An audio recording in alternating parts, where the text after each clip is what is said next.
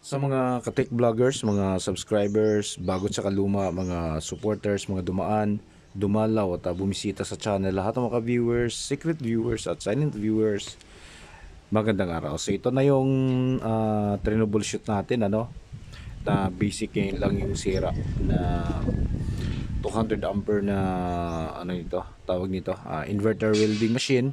At ito din yung nakita nyo na binabad natin sa sabon, binabras natin at pinapaliguan, binanlawan at ibinilad ito. Ayan, tingnan nyo, malinis na siya, no? So sa mga nagsasabi na kapag nilabhan, binasa, hindi na raw aandar, tapos yung kakalawangin, ayan, no? Kung mapapansin nyo, malinis na po yan, makintab na. Kung napansin nyo doon sa nakarang video natin, tinanggal po lahat natin ng 6 na filter capacitor. Okay, tapos yan, yung mga board na yan, tinanggal natin, hiniwalay natin dito sa kabila, dito sa FR diode nya.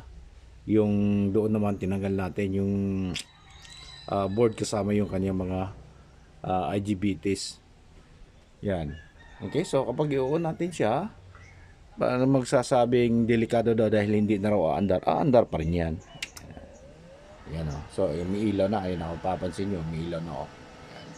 So umaandar na yung fan. Okay, yan, kung babaguhin natin yan, ayun, o, tumatakbo yan, o. Okay, yan siya. Tsaka yung mayari, ayan na, nagdala na siya para tinitesting niya ng welding rod.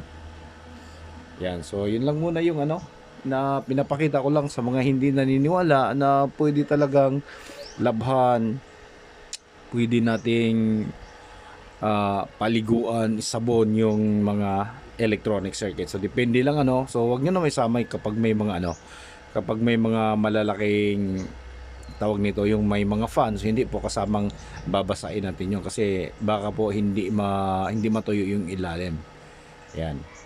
Okay, so ayan, napapansin nyo, okay, so makatakbo na yung natin kapag pinihit natin yung kanyang control.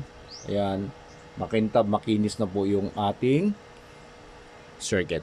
So ayan, sasarado na lang natin at dadalhin na ng may-ari. So hanggang dito na lang siguro tayo, So maraming salamat, God bless at bye bye.